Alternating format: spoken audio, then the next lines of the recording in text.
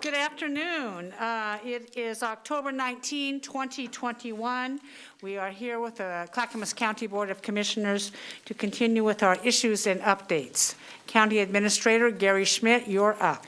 Thank you, Chair Smith. First today, we have Audit Committee Bylaws Update and Approval.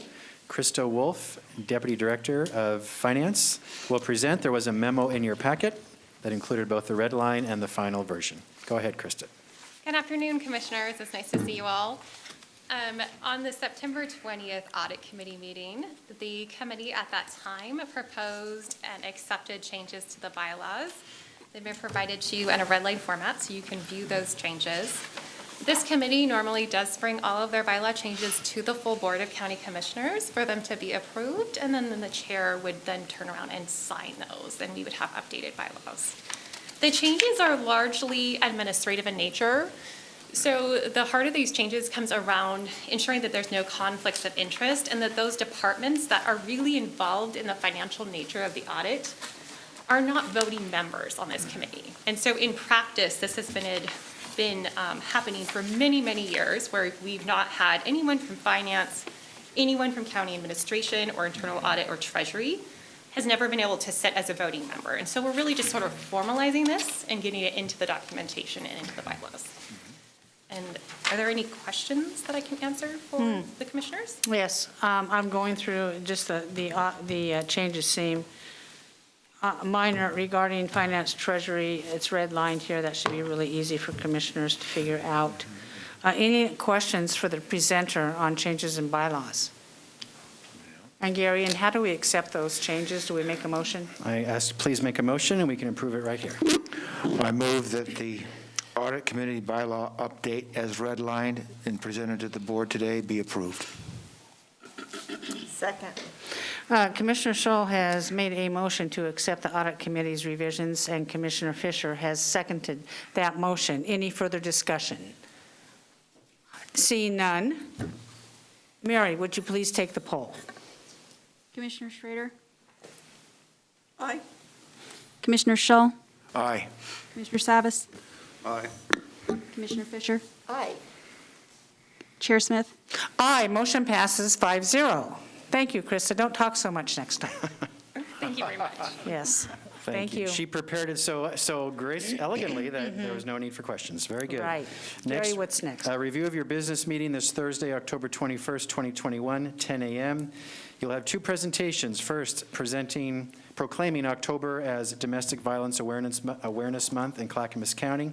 Second, earthquake preparedness and the Clackamas County Shakeout Drill, which will occur at 10:21 a.m. on 10/21, October 21st. We will do the presentation right during that time. We'll do a drill as if there was an earthquake that occurred during that time to demonstrate how you would all react. And Gary, what are commissioners supposed to do? Will we have instructions then? We will brief you that morning as well as the presentation, and basically you'll just duck under your table. We'll put a statement on the video screen so everyone knows it's a drill only, not really happening. But we'll talk you through that morning at your business meeting. Thank you. To prepare you. You only have one consent agenda right now, but what I'm going to ask later this morning is that all the items from today's consent agenda proposals go on this Thursday's meeting, and actually doing that going forward. Everything you see on Tuesday will automatically go to Thursday if you approve. So that will increase your agenda for this Thursday. Otherwise, if you do have any questions on the agenda, if you please let me know prior to Thursday, and we will answer them for you.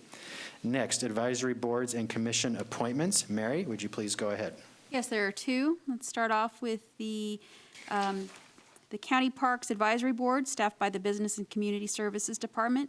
Currently has 3 openings on their board due to membership resignations and open positions. The Park Advisory Board bylaws allow for up to 15 members. Members serve 4-year terms. The recommendation is as follows: Dana Hinman Allen for first term, Justin Ostrander, move from alternate to regular, and Walter Hull, move from alternate to regular. Also, from the Mental Health and Addictions Council, staffed by the Behavioral Health Division, currently has 10 openings on their commission due to term expirations and voluntary resignations. 21 members are allowed with 2-year terms or 2 terms unless approved by the council for additional terms. Each term is 3 years.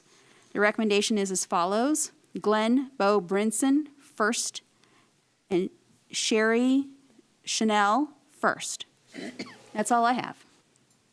Commissioners, do you have any questions on any of these appointments? I'll accept a motion approving of both of them. So move. Seconded. Commissioner Schrader has made a motion to accept the appointments for the County Parks Advisory Board and the Mental Health Addictions Council as presented by our clerk. Any further discussion on this? Seeing none. Mary, would you please call the poll? Yes. Commissioner Shull? Aye. Commissioner Savas? Aye. Commissioner Fisher? Aye. Commissioner Schrader? Aye. Chair Smith? Aye. Motion passes 5-0. Thank you. Excellent, thank you. Chair, with your permission, may we move to the consent agenda items next? Yes. All right, we'll start with the consent agenda items, Health, Housing, Human Services. You're first. Ed, come on down.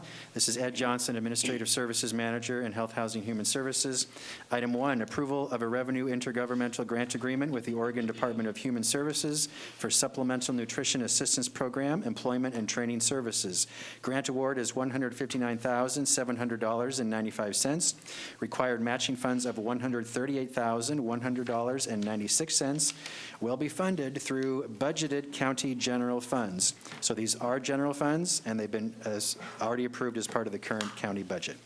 Ed, anything to add to that, please? Yes, I would just say CFCC, through its workforce program, works with SNAP participants to deliver employment training and job placement. It provides individual case management to guide, motivate, and support job seekers by continually assessing their needs and challenges, identifying resources, and advising on career and training opportunities. What's the source of the funding? A general fund as well as Grant. So a grant from the state, correct? yes. Yep. Any questions to the presenter on this or objections? Seeing none. All right, item 2, approval of a federal subrecipient grant amendment with Central City Concern to continue service delivery of the Law Enforcement Diversion Program. Amendment value is $297,272.68, partially funded with $220,660.52 of county general funds, with the remaining balance funded by the United States Department of Justice. Go ahead, Ed. Yes, CFCC was awarded a 3-year U.S. Department of Justice grant to retain and enhance the LEAD program implemented by Central City Concern. CCC, Central City Concern, will continue to provide case management services for individuals that meet LEAD program criteria. LEAD effectively targets individuals experiencing houselessness, engaging in low-level criminal activity, and helps them improve their circumstances and move towards safety and healing. Commissioner Shaw, you have a question. Yes, Central City Concern is a Portland-based organization. $220,000 general funds from Clackamas County. Are these funds going to be used in Clackamas County, or are they going to be used in Portland? That is a good question. I can ask. I know that there have been 187 individuals served. Of those 108 individuals served, of those who are Clackamas County residents, I have to ask. Yeah, I because think that's your question. Is that correct? yeah, my concern is that these funds from Clackamas County should be used for Clackamas County citizens. That's the way I look at it. Commissioner Thank you. Chavez?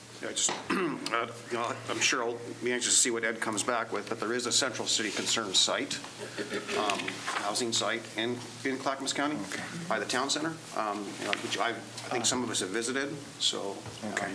it's an interesting facility, especially how it's managed. I'd encourage you to take a look at it. I will, yeah. Commissioners, do we want to continue with this for inclusion on the Thursday business meeting? Commissioner Fisher? Yeah, I just wanted to say that I've tracked some of the clients that have gone through this program, and they have been Clackamas County residents, just in tracking what kind of services, what's the system, what are the issues, how's it working. I don't think we would in Clackamas County serve people outside of Clackamas County with this. It's a pretty intensive case management, really good outcomes with this. Nice. So I would be okay with moving forward, but it's good to always give more information, because all of these different programs interrelate and how we are creating a system for the supports available to those that are unsheltered is important. Any objections to this appearing on the Thursday's business meeting? Seeing none. Ed, just send out the information when you get it. Thank you. Thank you. Number 3, approval to accept funding from the State of Oregon Criminal Justice Commission for Specialty Court Program, Mental Health Court. Funding agreement is for $257,801. No county general funds are involved. Go ahead, Ed. Okay, Health Centers has been a recipient of this biennial funding for multiple years. This renewal of funding continues the financial investment into the existing Clackamas County Mental Health Treatment Program and will help fund treatment, housing, and other supportive services to participants. Any objections? Seeing none. 4, approval to accept funding from the State of Oregon Criminal Justice Commission for Specialty Court Program, DUI Court. Funding agreement is for $71,186. No county general funds are involved. Go ahead. This award will fund an expansion of treatment court services within health centers to include the DUI treatment court program and help fund treatment, housing, and other supportive services to participants. Any objections? Seeing none. 5, approval to accept funding from the State of Oregon Criminal Justice Commission for Specialty Court Program, Adult Drug Court. Funding agreement is for $204,257. No county general funds are involved. Health Centers has been a recipient of this biennial funding for multiple years. This renewal of funding continues the financial investment into the existing Clackamas County Adult Drug Treatment Program and will help fund treatment, housing, and other supportive services to participants. Any objections? Seeing none. 6, approval to accept funding from the North Clackamas School District for student-based health centers. Funding agreement is for $105,000. No county general funds are involved. This funding is to help defray the startup costs of the first year of operations at the 2 new school-based health centers at Clackamas High School and Adrian C. Nelson High School. Thank you. Any objections? Seeing none. Okay, thank you, Ed. Next, disaster management. I just received a message that, and I can still provide this in written form, that the services are for Clackamas County. This is back to the LEAD program for Clackamas County residents. It was just confirmed. Yeah. Excellent. Should I still follow up with the Nope. email? Nope. Okay, Thank you, Ed. thank Very you. good. Thank you, Ed. Next, disaster management. Daniel Nybauer, Interim Director of Disaster Management. 1, approval of facility use agreement between Clackamas County and the City of Sandy. Sandy Community Services for emergency and/or disaster-related use of the Sandy Community Senior Center. The agreement has no monetary value. Any expenses incurred related to returning facilities to a preconditioned use will be paid for with federal grants that provide funds for this purpose. No county general funds are involved. Go ahead. Good afternoon, Commissioners. The current facility we're using for vaccine is the Homestead Building, and it's too small. And so we've arranged for the City of Sandy to use the Community Senior Center, and this will allow us to shift over to that location. Commissioner Fisher? Yeah, I just have a question. These types of intergovernmental agreements where there aren't funds, but why is it that isn't that something that emergency disaster management can just organize themselves? These types of things don't usually seem to come to us. Good question. Yeah, often Daniel? they go to Gary, and Gary will assign them in your stead, and then comes back for you to approve. And in the middle of emergency, we go through this process very quickly. When we have the time, we do like to bring it in front of the board to go there, and this allows us to have a formal agreement.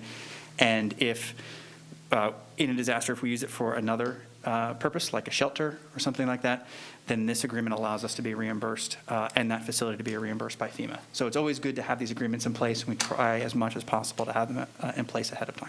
Yeah, I'm just curious about what the authority is, if you have that authority now within disaster management to enter in those types of agreements, or if that's something that the board, because I would hope, I mean, my expectation, so if I'm wrong, I really got to learn this, is that we do have these types of agreements around the county already, and they don't just come into place right in the middle of the ice storm or right in the heat dome or right.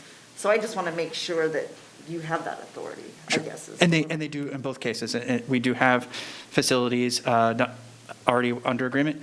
Red Cross has some under agreement that we can use with them. And if we happen to find a facility that serves a better purpose, like we did in this case, then we'll come and shift. So, and in the midst of an emergency, we can go to Gary and have him sign as well. So we get these done. We can get these done very quickly if we need to. Right. Yeah. I'm going to actually, Stephen, can you help this one? Where is the threshold for why does the board sign a facility use agreement versus a staff just signing one? It's a property transaction, and staff doesn't have the authority to enter into property transactions. It's the board's authority to do that. Perfect. Make sense? Thank you. Yep. Commissioner Schrader.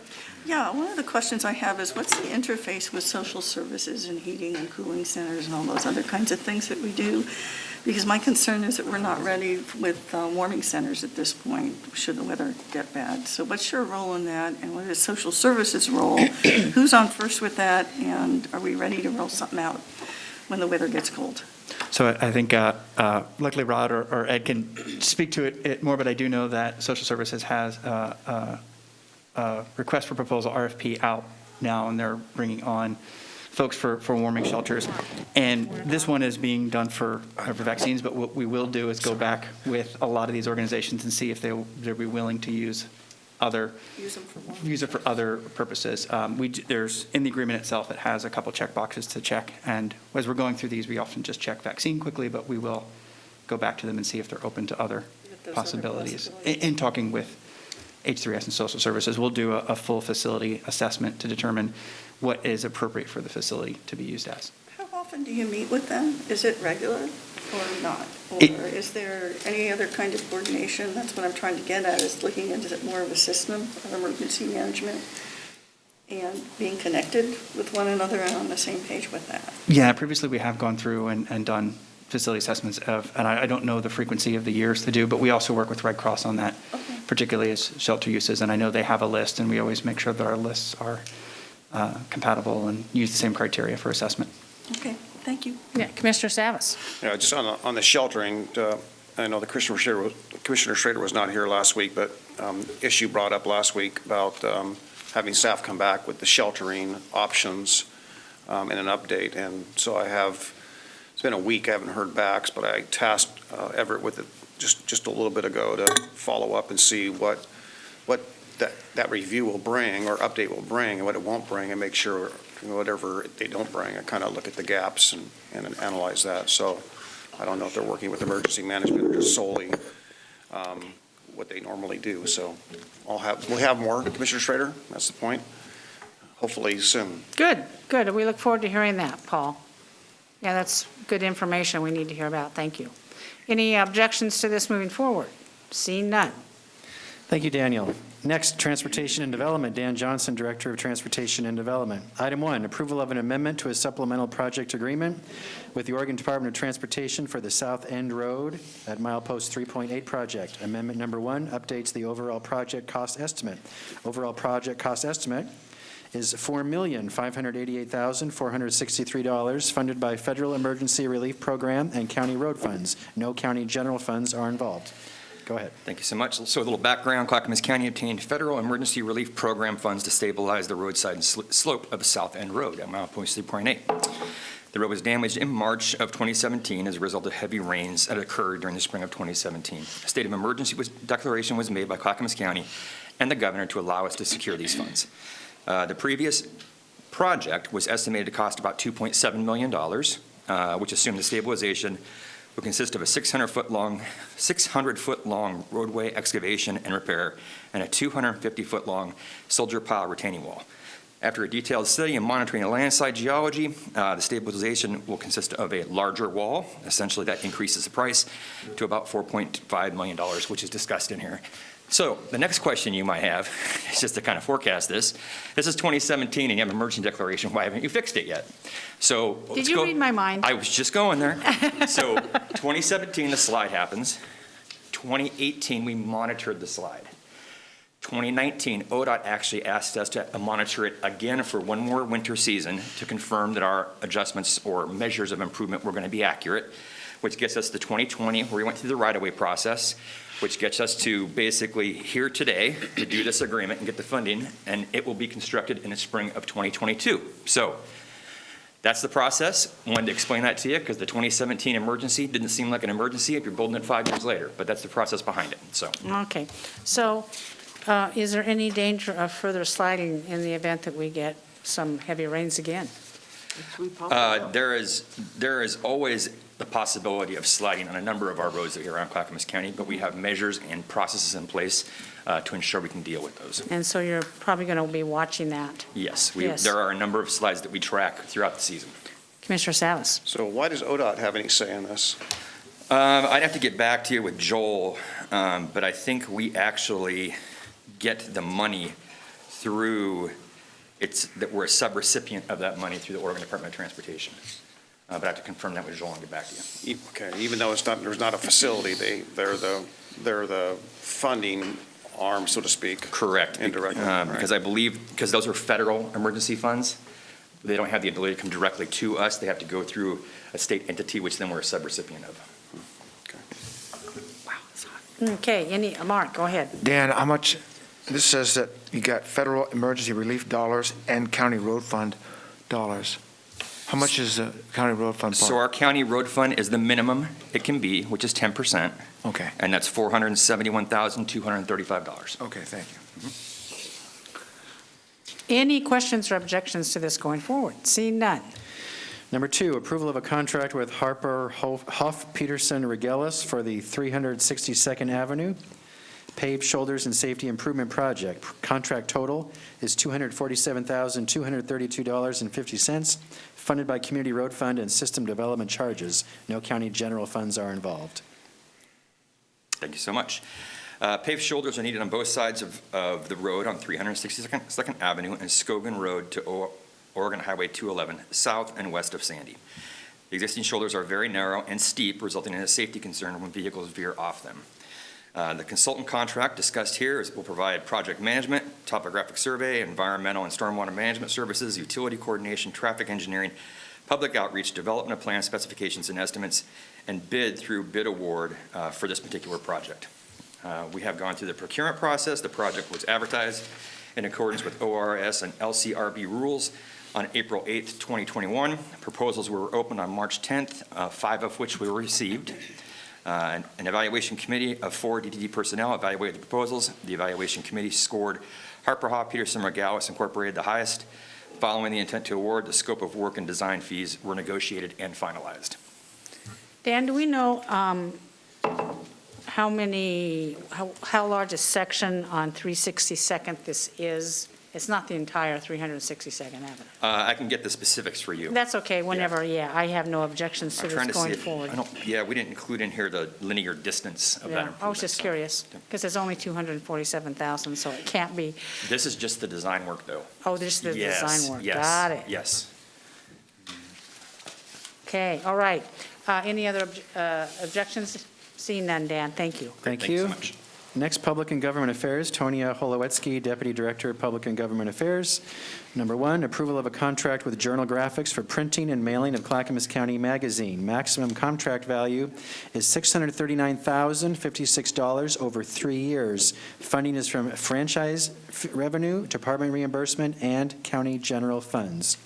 Go ahead. Thanks, Gary. Good afternoon, Commissioners. I am, as Gary said, the Deputy Director at PGA, and I'm also responsible for overseeing production of the print magazine, My Clacco. I think you're all familiar with it. I brought it just to remind everyone. I'm here to present information on the 3-year printing and mailing contract with Journal Graphics, an Oregon-based printing and mailing company. They will be providing both of those services, and the contract accounts for that. We put out a competitive bid in late summer and awarded the contract to the lowest bidder. Currently, we publish the magazine twice a year, once in the fall and then in the spring. And we set up this contract to allow maximum flexibility over the next 3 years of magazine production so that the total contract value sees a not-to-exceed amount. So, for example, we've been producing a 32-page magazine, and with this contract, we now have the flexibility to produce and mail either a larger or smaller magazine. But the contract is calculated at the higher page count of 40 pages, which is the maximum allowable with this contract. We also added a possible third issue into the second and third years of the contract, and that is because some departments have asked if we would consider that as an option. So we wanted to make sure that we had the opportunity to do so if we choose to move in that direction. And we also calculated a 3.5 increase for years 2 and 3 in anticipation of increased postage and paper costs, which we know go up, and also in growth of households in the county. So taking all these steps, we believe, will allow us to continue to deliver a high-quality magazine while managing cost and staying within the allocated budget. So as Gary said, it is funded by our franchise revenue. We have a line item in our annual budget to help cover cost, and then we do have departments reimburse us for some of the pages. So I'm happy to answer any questions. On the department reimbursements, are they the same with every issue, or is it dependent upon what they put in it? We have a model, whether it's ad space or content pages. We actually have been in conversation with more departments because we need to do a better cost-sharing model because a lot of the departments have needs to reach out to households, and they receive funding for that. And so in order for us to be able to, again, manage the costs of this, we're looking to implement a much broader cost-sharing model with the public-facing departments, so that because they are the ones who have the need to communicate with our residents. I would think that all of our departments would need to publicize to our residents the good work they're doing, Gary. I think it's important that they brag about what they do, because it's really tremendous service that our departments offer here at Clackamas County. Commissioner Fisher, you're up. Yeah, I'm curious, what percentage is attributed to county general fund? That's a good question. I would need to look at the numbers, but I can definitely get back to you on that. Okay, and I'm also wondering, has there been any thought, I know with some organizations that I've been a part of that have done publications in the past, they're moving to virtual publications at quite the cost savings. Has there been any strategy around the feasibility of that, how that would work, how we would communicate with our residents? I'm glad you asked that question. We actually did incorporate into the contract a hosting fee, nominal hosting fee at $280 per issue to test that. So the Graphic Journal actually offers that service, and so we asked to take advantage of that service to test to see what traffic we garner from that.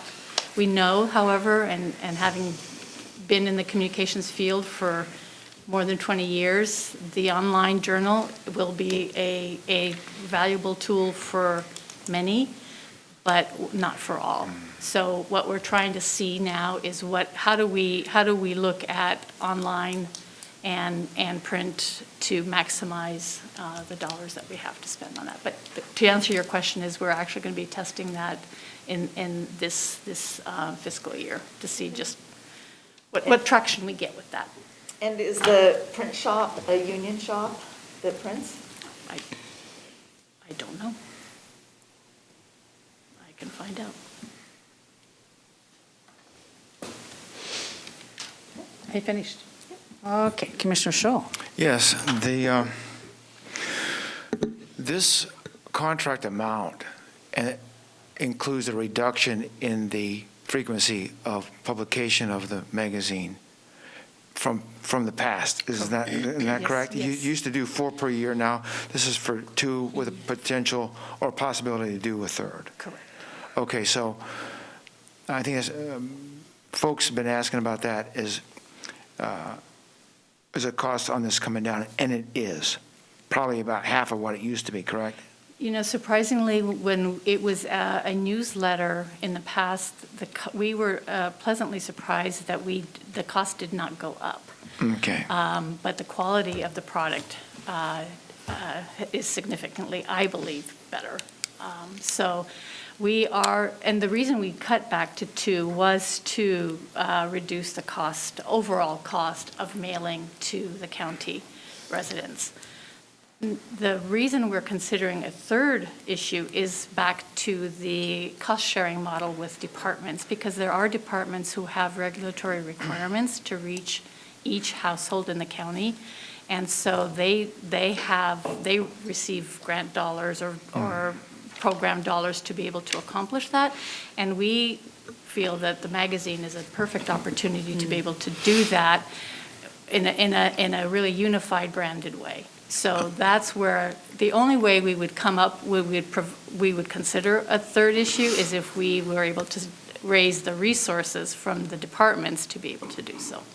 Okay, good, thank you. Thank you. Gary Schmidt. Hi, Commissioners. You know, I used to be the Director of Public and Government Affairs, and every 3 years when this contract comes up, it gets a lot of attention by the Commissioners because, yes, this is a lot of money. Most of it comes from the general fund. The cost used to be $900,000 about 10 years ago when there were 4 printed issues. Bravo to PGA. They've reduced that cost to only $630,000 and only 2 issues and a much more attractive format of a magazine. Every 2 years, we do a scientific telephone poll of Clackamas County residents. The 2020 survey, as you may recall, 65% of survey residents said they want the printed newsletter because that's their only connection with Clackamas County government. So while it is a lot of money, I do recommend it's money well spent. You know, and it might be read more frequently now since a lot of the mailers that we used to get, we're not getting. The daily newspaper delivery has really waned. And so it might be getting more attention than we realize. I've kind of noticed that with myself. I don't get the volume of mail that I used to from whatever type of print out there. So it's probably an opportunity. Yeah. Any objections to this going forward? Seeing none. Thank you, Tonya. So with your permission, Chair and Commissioners, all these items will go to this Thursday's business meeting. Is that okay? Yep. And then going forward with your approval, anything we bring to you on a Tuesday consent, we'll put automatically on that Thursday's business meeting just to kind of streamline our process. Unless you object, we'll pull it. But if that's okay, we'll do that going forward as well. Commissioner Fisher. Yeah, I'm just hoping to get the questions answered before Thursday. The general percentage of the general fund and whether they employ. Yep. Yes, and if you'll email all the commissioners when you have that, please, Tonya. Thank you. Gary. Very good, thank you. And back to the issues list. Board schedule, Chair Smith. Oh, thank you. You all have at your place a colored copy of the new board schedule going forward. Staff has worked very hard on this to accommodate all of our commissioners' schedules with their outside meetings and their duties that they want to do. It was also had enough flexibility in it is if a new issue comes up or we need an additional policy session, we can schedule that by noticing it. For instance, today, we did not have an executive session. Our attorney did not have anything, but those would occur at 8:30 to 10 a.m. on Tuesday mornings, to be followed by 10 a.m. to noon issues and a strategy like we're talking now. Wednesdays, we will have our policy sessions and land use. Thursday is our business meeting at 10 a.m., except for the second Thursday. We will have an evening business meeting. Gary, you want to talk about the schedule for November? Yes, so because the month of November is very unique in that there are 2 weeks where you have a holiday and your business meeting's a day earlier. 1 week you'll be at the AOC, Association of Oregon Counties Conference. Staff is recommending you actually begin this new schedule the last week of November, the week of November 29th. So Tuesday, November 30th would be the first day of this new schedule. I'm sorry, I don't think I caught all that. Oh. Tuesday, November 30th? Yeah, Tuesday, November 30th would be the beginning of this new proposed schedule, just because of all the anomalies happening in the month of November with the holidays and the AOC conference. If I may, and staff has worked with Chair Smith. It's very consistent. You have a 10 a.m. start time every day, so it's very consistent, clear what time you're starting, there's no confusion.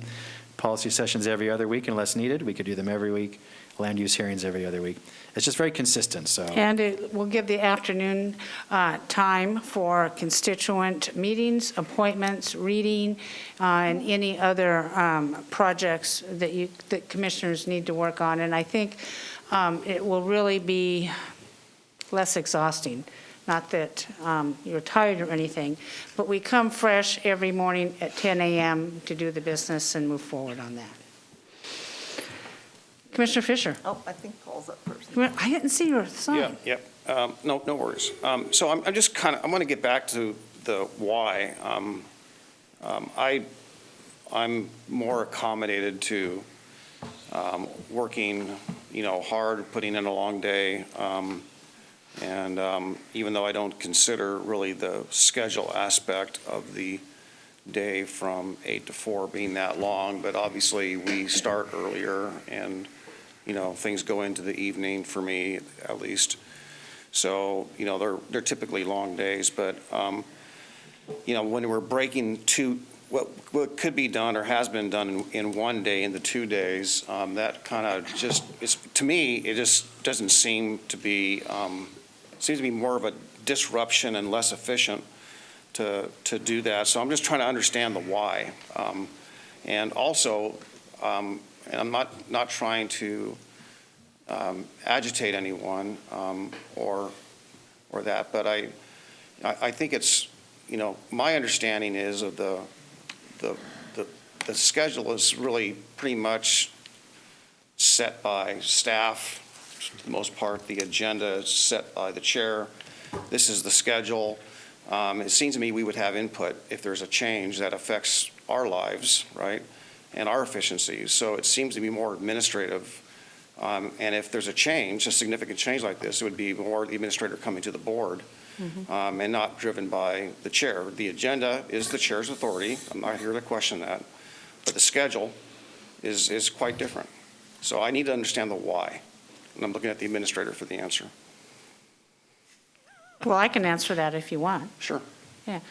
I still want to hear from the administrator. Yeah, well, Gary can answer it too. It doesn't matter. I think it gives us more focus on policy decisions only. We don't need possibly, every week to pass policy. And our departments are working diligently on this. Staff actually requests time off between the meetings that we normally have in the morning, like what we're doing now, our county administrator and issues update, and then they can take the afternoon to do what they need to do. And then our 10 a.m. meetings are extremely focused on what we need to do. The schedule, like I said last week, I listened to all the input from my commissioners last week.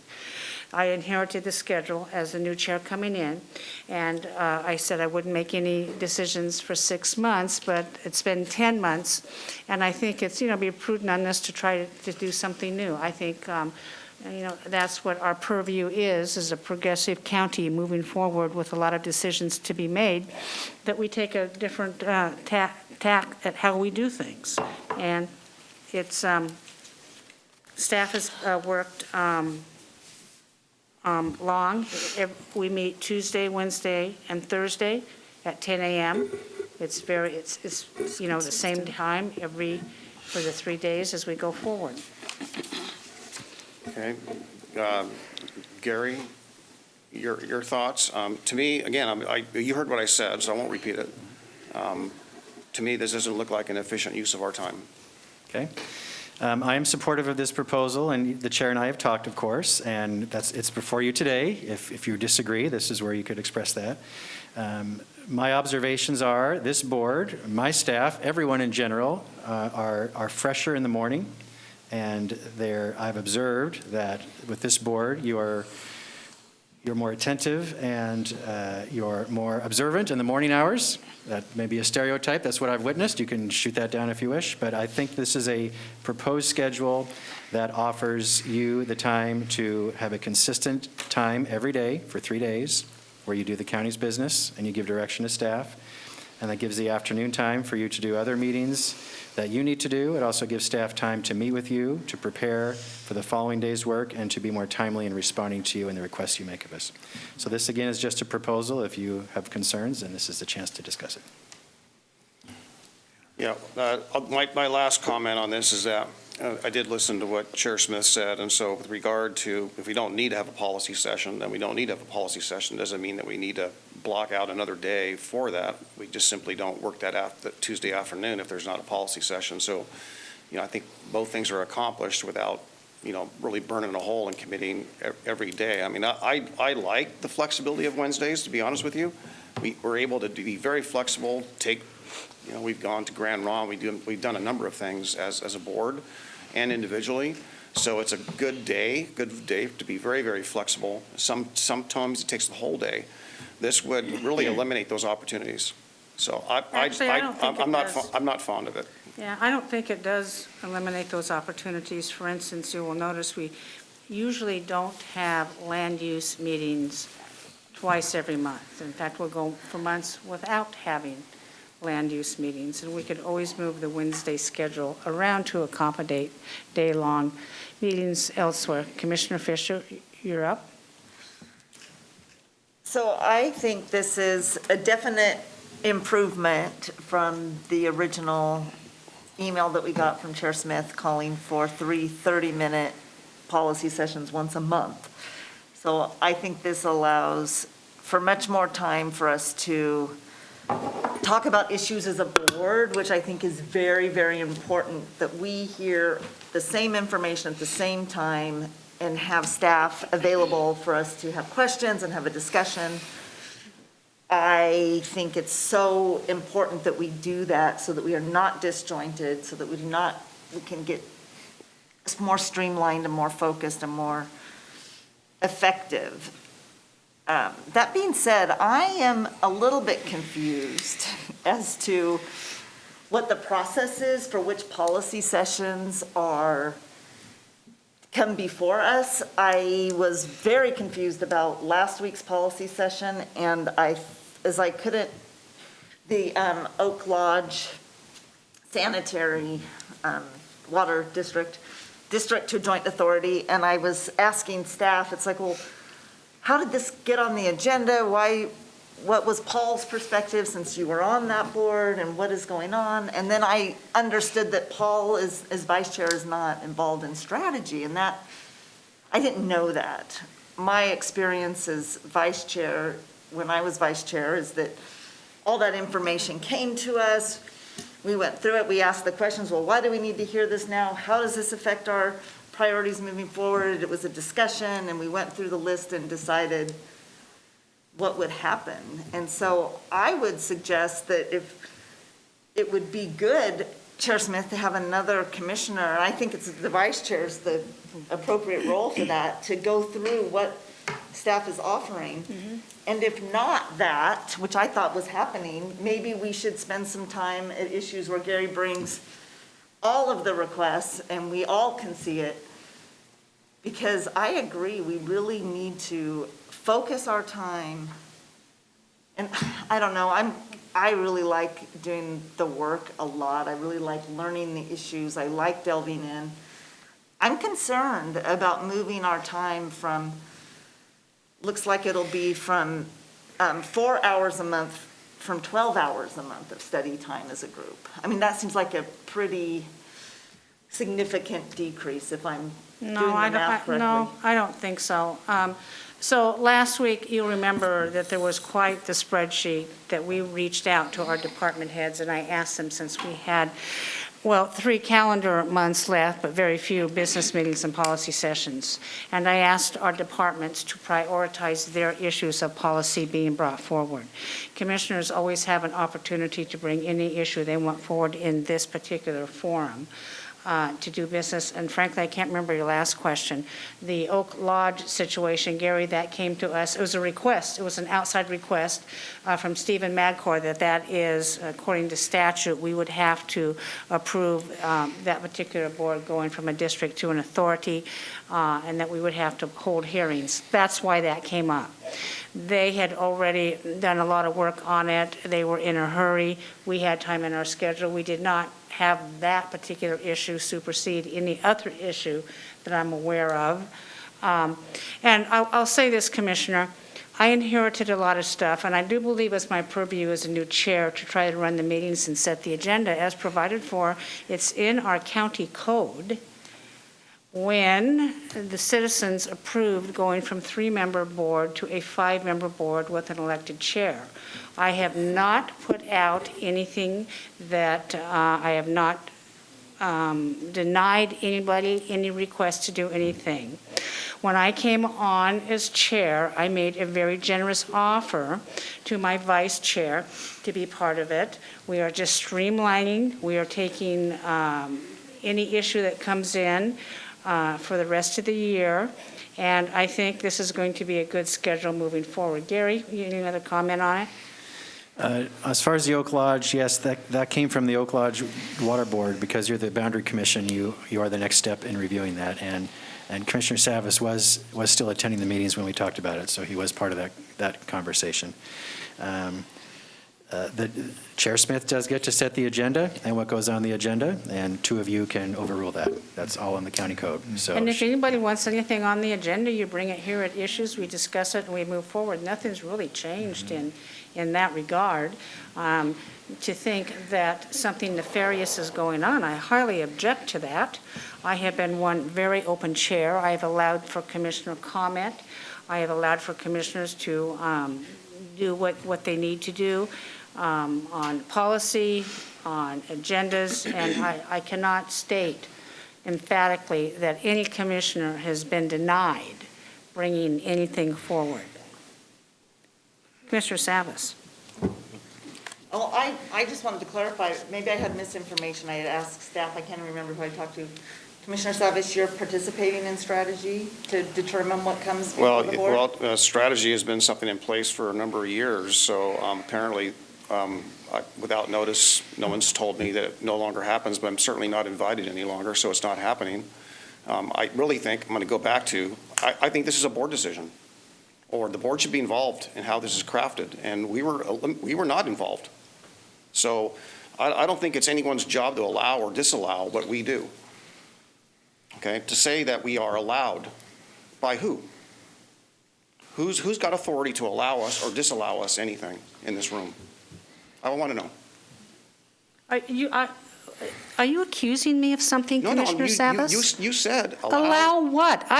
You said Paul, you object to this because you think that every single decision made by the county should be vetted before this board. We vet most decisions, and I will state again, as the elected chair from the citizens and voters of Clackamas County, it is in my purview to set the agenda and run the meetings.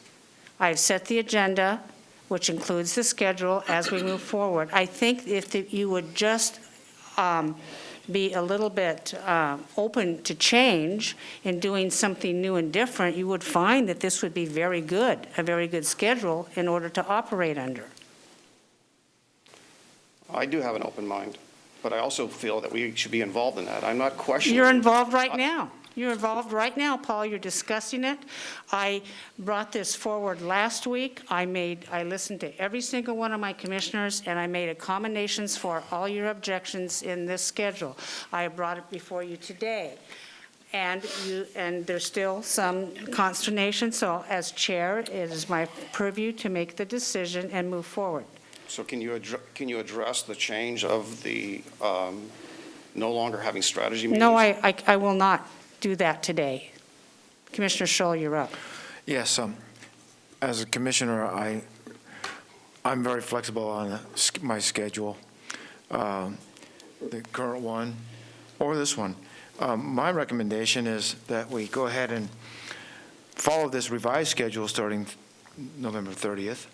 Also, Administrator Schmidt said that the staff likes it. Now that's to me more important than whether I like it or not, because if the staff can find this schedule to be more conducive to coordination and time to respond to commissioners, then that's what's really important to me. So again, I recommend we go ahead and implement the schedule on 30 November and see how it goes, December, January, and maybe come 1st of March, we can look at it again and see where we're at. You know, Gary is vetting all the policy requests, all the policy decisions, and what I'm trying to get the BCC to do is focus on very sound policy and action points moving forward. That's really what our job is. Our job is not to micromanage every little thing that comes through. It's not to micromanage our staff on how they work or how they do this thing. This is really highly thought of from staff because, like I say, it gives them time every afternoon to answer to commissioners' requests on moving forward. Commissioners, do you have your card up? Okay, go ahead. So I am concerned about how it's decided as to what information comes before us for policy sessions. So if we are not having the assumption that I made that it's the chair and the vice chair, then I would like us to talk about a process of which all of the policy session staff requests come to us. And if everybody's not interested, maybe we set up a separate meeting. I know I'm interested, maybe Commissioner Scholl's interested, maybe Commissioner Savas is interested, so that we can also go over that. I think one of my concerns is that when the emergency for housing was removed, it was decided that there would be a policy session so that we could really understand which emergencies were activated for housing and how, and we had that agreement that we'd have a policy session. That policy session didn't happen. I've heard from staff when I said, well, what's going on with this issue or that issue? And they said, well, we requested a policy session, but it's not being heard. I just don't know what I don't know. So Gary, let's let Gary answer.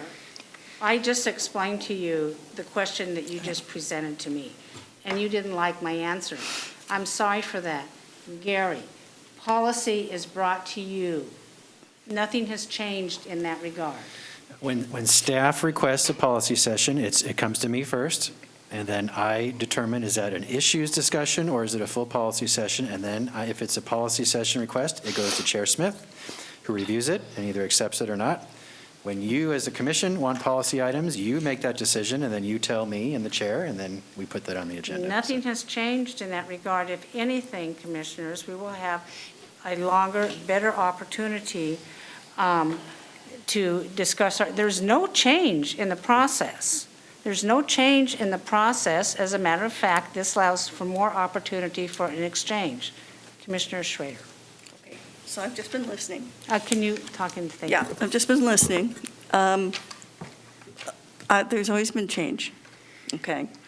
This is not the first iteration of schedule changes that we have ever had on this commission since I've been here. I'm okay giving it a try. I agree with Commissioner Schall. Let's give it a go.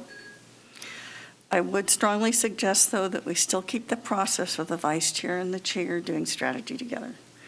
Because that would be the only suggestion I would make by going ahead with this. And I know that it's difficult, because we're all human. And sometimes they're going to have to agree to disagree, but I do think having that second vice chair, and then the good thing about it too, I'll just say this, is it rotates. So the chair is always going to be the chair because you're the elected, but it's not a bad idea to have that rotation. And frankly, I don't care if I'm ever vice chair again, so you guys can duke it out because I don't really, it's not a big issue. I made it. I'm fine with that. But I suspect what the people are, I think what I'm hearing from people, what I'm noticing is it's afraid we're just not going to get information, we're not going to be heard, I think it's all that piece of it. And what I'm hearing from the chair is that you're saying, no, that's not so. But yet I hear Commissioner Savas, I do think, Chair, I think our colleagues should be involved in strategy sessions, because it's good. It'll be good for all of us to have that, Commissioner So that's my only suggestion. Thank you very much. So whatever you guys want to do is fine with me. Okay. Yeah, I just want to say there is no change to the process whatsoever. Any commissioner can go to any of our staff, our Gary has often come to me, said, Commissioner wants this on, fine, fine, fine. Nobody has been denied anything that I'm aware of that I have an opportunity for. Commissioner Savas, you're going to have one final word. It looks like we have 3 votes to move forward with this. Well, then put it to a vote then, but, I'm happy. I don't think that needs to be voted on. You just said you got 3 votes, so. Well, I do. I have Commissioner Scholl saying so. I have Commissioner Schrader and myself. So I think in de facto, it's there. I'm okay, but again, I will stress, let's try and get the chair and the vice chair together. I think that's a good way to do things. That's what Colin Powell would say. That was what? I said, I think that's what Colin Powell would say. Yeah. Okay, sorry. Commissioner Savas. I just want to say, just to repeat one thing, and that I really think the board should have been involved, and it doesn't feel like there's teamwork here. And this didn't come from staff. This came from you, Chair. You stated it. That is not true, Commissioner Savas. You stated in your email. I'm going to take quite objection to you putting words in line about my position on this. That is a bald-faced lie. So staff did work on this. Staff did accommodate everything on here. Staff realized that there was a change needed. So I suggest that if you're going to state my position, you don't lie about it. Gary, what's up next? Chair Smith?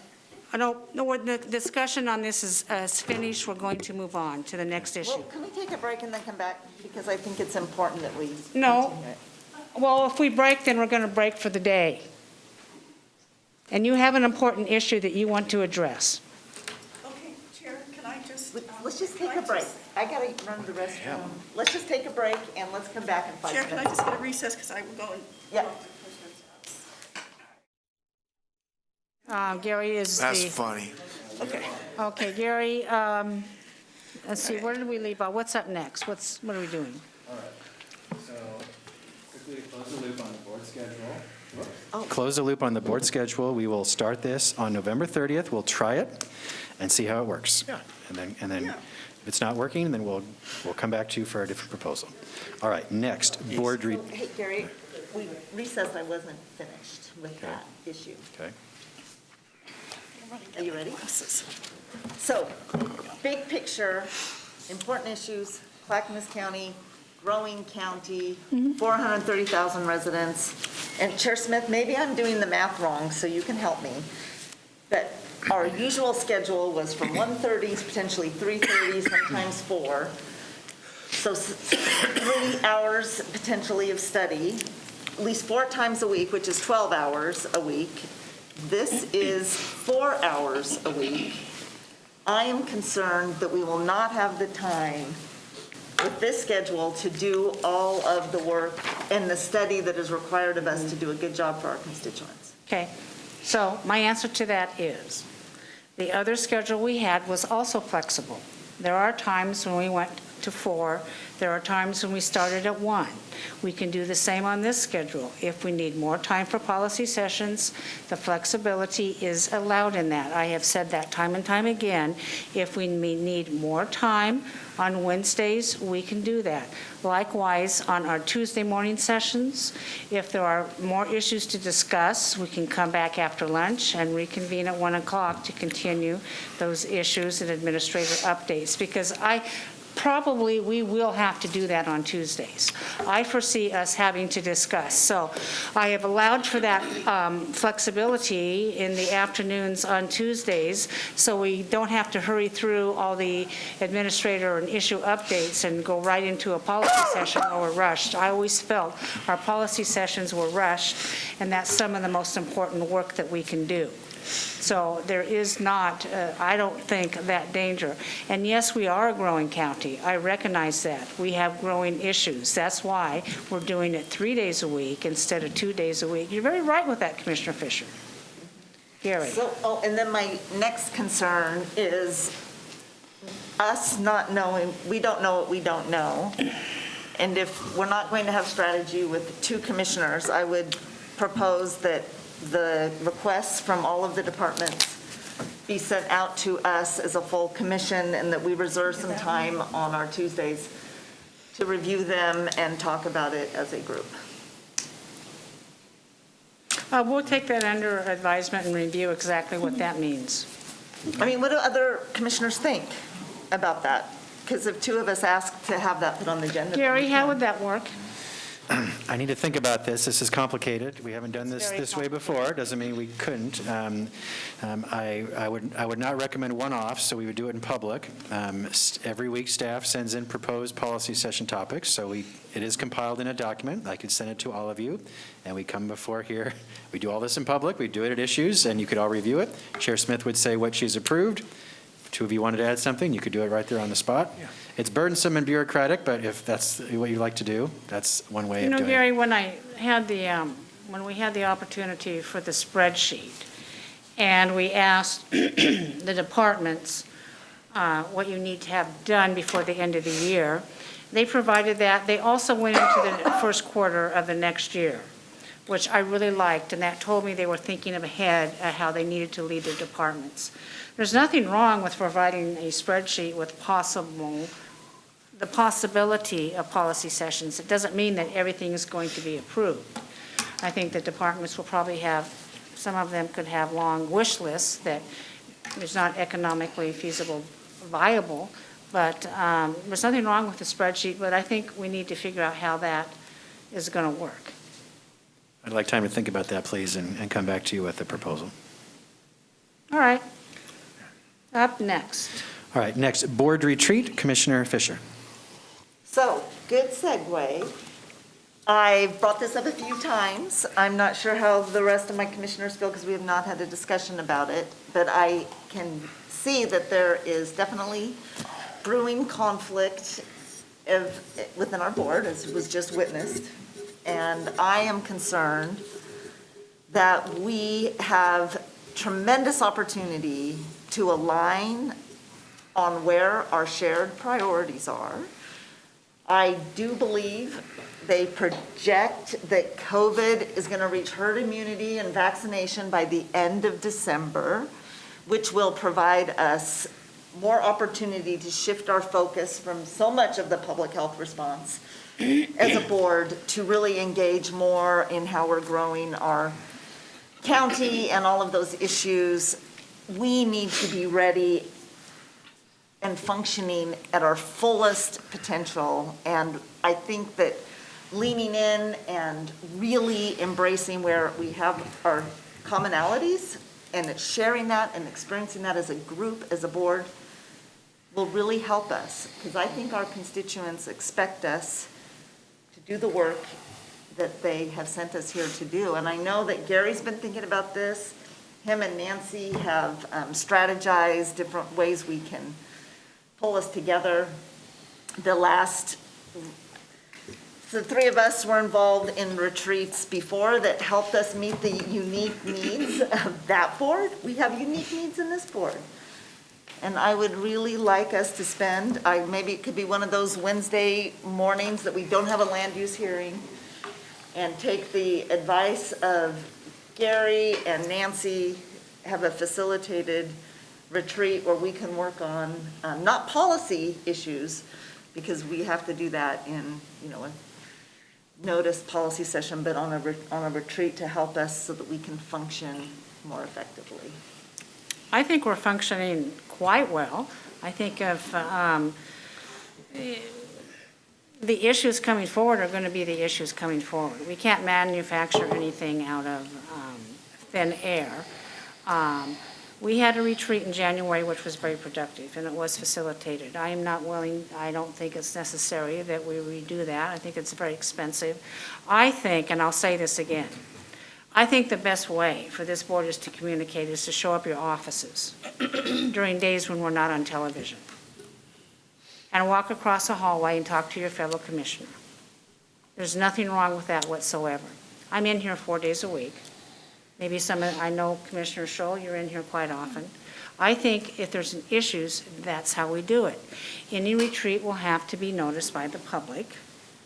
I think that we have wonderfully, beautifully appointed taxpayer-funded offices, and I suggest that the commissioners show up and engage in your staff and figure out and engage in conversations. It's amazing what I am able to find out from staff just showing up every day and working on the issues.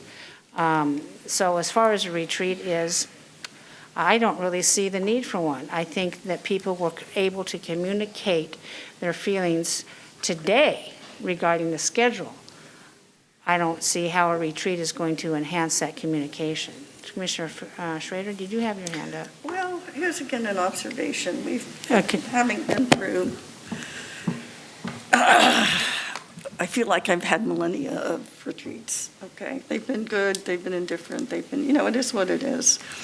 Some of them with Larry and Bill were really crazy sauced, and I love them both to death, and I just saw Bill the other day. I was like, remember when I drove you crazy, Bill?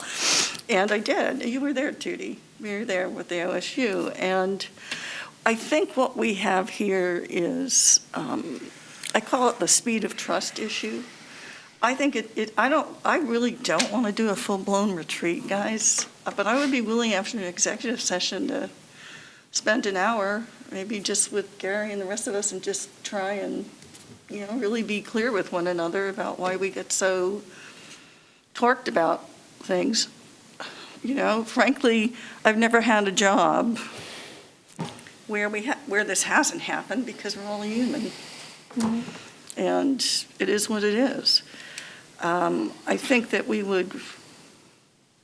could gain from a conversation, but I would limit in time and space. That would be my suggestion. It may be, as things move along, maybe there will be an agreement to do something longer, but I'd be willing to do that.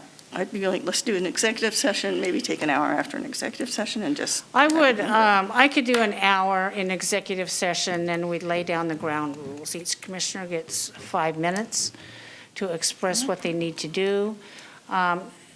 So this is my hesitancy. Okay. When I was a commissioner last time around, it was a knockdown, drag out, pointing out each other's faults, and we came away with more hard feelings than we accomplished anything, and it took weeks for us to be able to get back into a room. And John Ludlow was the chair at that time. And quite frankly, commissioners, at that time, the other commissioners wanted his head on a platter. When Jim Bernard was here, I have heard how the board retreats have gone, and frankly, I don't know if really much was accomplished for them. And based on what I've heard from my fellow commissioners today regarding a slight schedule change, I don't see how a retreat is going to be any different in wanting your current chair's head on a platter. Oh, nobody wants your head on a platter, my friend. I tend to disagree with that, Commissioner Schrader. And I love your heart for that, but I'm being a realist here. I think if any of my commissioners, object to what they perceive as something going on, they can bring it out in open forum like today. And I don't want anybody's head on a platter. Mm-hmm. And I don't either. It is not my style. It is not my style to go out and do that. In fact, I think as a chair, I've been extremely accommodating to every single one of my commissioners' needs. I have asked for a change in the schedule. I think it is reasonable. I think it allows for growth. I think it allows for more opportunity for engagement. Commissioner Savas. So I guess there's a number of things that happen in retreats, and some of that time that's relationship building. Sometimes that is relationship mending. And there's also the fact of, or the responsibility of how we work together beyond the relationships, but work together as a board rules, for example, which seems to be almost a year old now in discussion, but still not making any progress on that. There's also, our board goals, which we've kind of done that for the year's time. So there's many aspects of what a retreat can do. There's the boardmanship thing, which I think we really need a lot of work on. And I think there's some relationships that are more strained than other relationships along this board, with this board, and that's certainly evident today. And it's been evident in the recent past, been evident in the last 3 weeks, when all the policy sessions were canceled for 3 weeks. All the strategy sessions have been canceled ever since. So to say that there's nothing going on, everything's fine, is not really not really the case here. So I think, frankly, from a boardsmanship standpoint, this group, I've worked on 5-member boards for a long time, 20 years, 5-member boards. Understand the chemistry, the changes, when a board member comes or goes, new people come in and out, that chemistry is changed, and we don't make those changes, the voters make those changes. But I will go back to what I think needs is really boardsmanship work and teamwork, a genuine commitment for teamwork. I think, to be honest, I'm not going to mention any names, but last 3 retreats, when we try to come to consensus with something, we don't quite get there. There's been a holdout, and that's been problematic. We've got these board rules. We've got our goals. We need some work on boardsmanship, and we need consensus on that, and we need teamwork. And we owe that to our constituents. And that's not the case. That's not what's happening here. So I find it concerning that our lack of willingness to even work together or have whatever it is, that just, I think we owe it to everyone to work together in a better way than we currently are. And that means commitment. And unfortunately, again, the last several retreats here, 2-3 years now, there's always a holdout, and we don't get where we need to get. So you said there's been retreats before. There's been retreats every year since I've been here. And they have not produced what you think should be done with that, so then No, my question to you... that's not what I said, Chair. Chair, that's not what I said. Well, Paul, yes, you did. You said, you didn't get to where you wanted to go. So my question is, if that's the case, why do it again? Well, isn't it self-evident that it needs work? Isn't it I don't know that it's self-evident. I said I am willing to have a 1-hour discussion during executive session where each commission, we set guidelines on time. Not one commissioner takes more time than the other. It is equally divided on what we present and how we present it, in keeping with our spirit rules and keeping with what our board goals have been set before. And I'm willing to do that. Commissioner Scholl. Yes, in January on our retreat, everybody put up their hand and committed to operate with compassion, efficiency, cooperation, and respect. And that hasn't always happened. It's because some folks have not made the commitment to do so. Another retreat will not instill these values in anyone. What we need to do, just go back to the mission, and that's to focus on performance Clackamas County plan and to conduct ourselves in a professional way. Period, end of sentence. Thank you. And I will say again, I get my best probably communication with what my board members want to do when they show up their offices and I'm able to walk in. Martha, you and I have had many discussions on that. In fact, the last, when you weren't here, you wanted Clackamas County to put our logo on that piece of paper. I thought it was a funding request. You took the time to talk to me about it. Says, no, it's not, and we talked about it, and I was able to get there quite easily. And there's just things like that. Paul, I walked across to your office this morning because I had a question about our budget committee member and how we wanted to appoint that.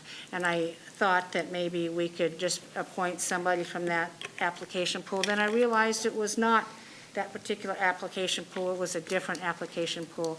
And I offered up to you to bring me your ideas on that. So what I'm saying is when we show up at our offices and we take care of business as it comes up, just like our staff who shows up almost every day. I'm not saying you have to be here every day, but I think that when we decide when commissioners here, we walk across the hallway and say, hey, what do you think about this? And I think when you conduct yourselves in a conversation where you're not on television, where we're not being recorded like we are now, You get much more productivity out of each other on a personal basis. And that's, if you want to do a retreat, we can have a retreat every single week. Pick a day to show up, pick a day to walk across the hallway and talk to your commissioners. That's all I ask for. That's really all I ask for. But if we want to move forward, we can give it a shot for an hour. We can schedule an executive session. I think Stephen Madcore does executive sessions. He can keep us legal on what we need to discuss during that. Commissioner Fisher. Yeah. Thank you, Chair Smith. So, Commissioner Savas, I really appreciated what you had to say, and I really do agree with you that there is benefits to do the team building that's necessary so that we can function more effectively, and the boardsmanship.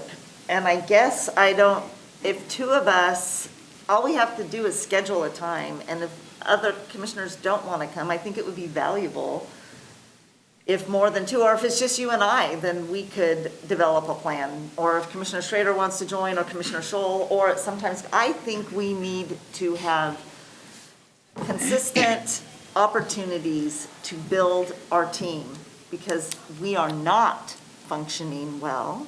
We had 2 weeks of everything canceled after tabling a resolution. We've got to get past having on the agenda things that will divide us. We need to have the respect for one another to focus our energies on where we come together. And if anyone else would join me, then we can work with Gary to get something on the calendar. And whoever wants to attend can, but we need this. So can I respond? Mm-hmm. So Commissioner Fisher, respectfully, it's a team of 5. A team of 2 or a team of 3 is not a team of 5. We're 5 elected commissioners. We should be working together. The retreat should be done together. If someone doesn't want to do that, then, or 2 people don't want to do that, that's too bad. That's not going to be very productive. At the same token is that I appreciate everything you said, but, I think these rules, 24/7, 365, it's not when it's convenient. So we all have to abide by that, and I think that's the challenge. It's not when it feels good or feels right. We've got to abide by that. I've done my best. I really have, and anyone who wants to challenge me, I've done my best to abide by these rules. And that means I sacrifice. When we come together as a board, we come together at a retreat, we give up something. When you work as a team, you give up something. You give up your selfishness, and you work unselfishly together as a team. That's what this is all about. And that's not happening. It didn't happen the day of the resolution. The resolution, in my opinion, there was an opportunity for everyone to come together and to craft something. It didn't happen. I solicited, Commissioner Fisher, your input to get us to a place to where we could all pass that, change language, something where you would be comfortable, and Commissioner Schrader as well, but particularly directed to you. We didn't get there. That was an example of a lack of teamwork.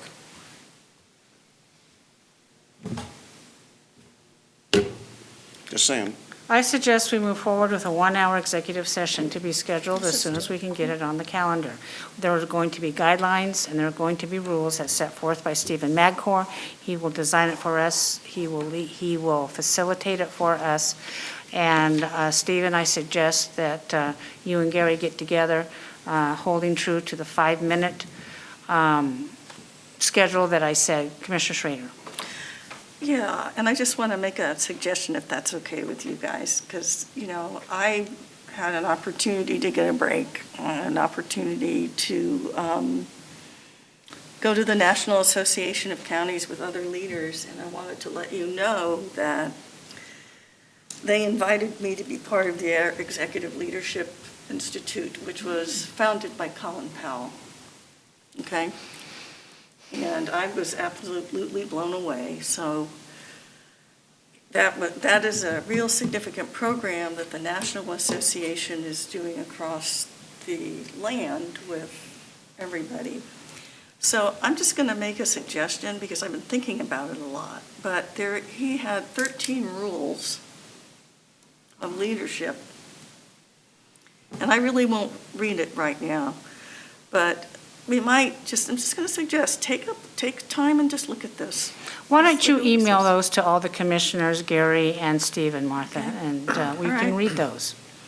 Because I think he was a great man. I think he had great emotional intelligence. He understood as a military person that conflict was part of life, and we're never going to not have conflict in one way or another.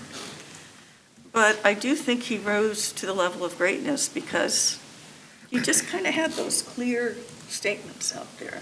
So I would suggest I go along with an hour, and I think we ought to just take a look at this in conjunction with this, and let's see what happens. Okay, that's fine. Moving forward, I'm not going to participate with Stephen and Gary when they set the ground rules Okay. for the retreat, because I don't want it to be perceived as it was today. I don't want to be accused of anything or have it be perceived that I'm offering a heavy hand without my commissioner's input, which I do not, by the way. I've been open, I've been responsive to whatever needs to come forward on this board, and I highly reject the accusations to the contrary on that. So that's how we're going to proceed for now.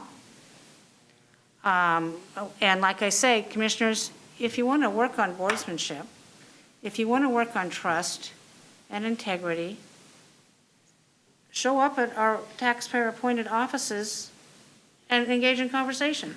Mark was in today. I went over to Mark, well, how you doing? You know, what's doing with this? What's doing with this? And when you engage with somebody on a personal basis, it does work on relationship. You have a buy-in with that person. Communication makes a difference. And you tend to respect somebody more because you can understand what they're dealing with. And I've always been somebody who's wanted to do that.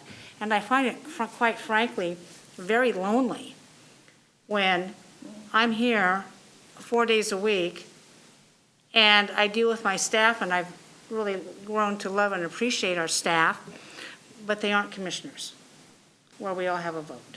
Commissioner Savas. Yeah, well, I mean, I was here better half hours on Thursday, you know, from noon to 7 or 8 o'clock at night. I mean, I'm not going to sit there and wait for someone to walk in my office, but no one walked in my office. Well, so what? So what, you were here one Thursday afternoon, Paul? No, I'm just using that as an example. Well, I'm here that was every the day. that was I'm the here every last day. day. On Thursday, I had appointments outside, just like you have outside. You're raising your voice, Chair, and you're interrupting. Yeah, well, you know, I don't like being accused of stuff, Paul. Stop saying that, please. Well, you are. No, when I say this is what happened on Thursday, how's that an accusation? Well, Paul, finish what you need to say. What do you want to say about your schedule?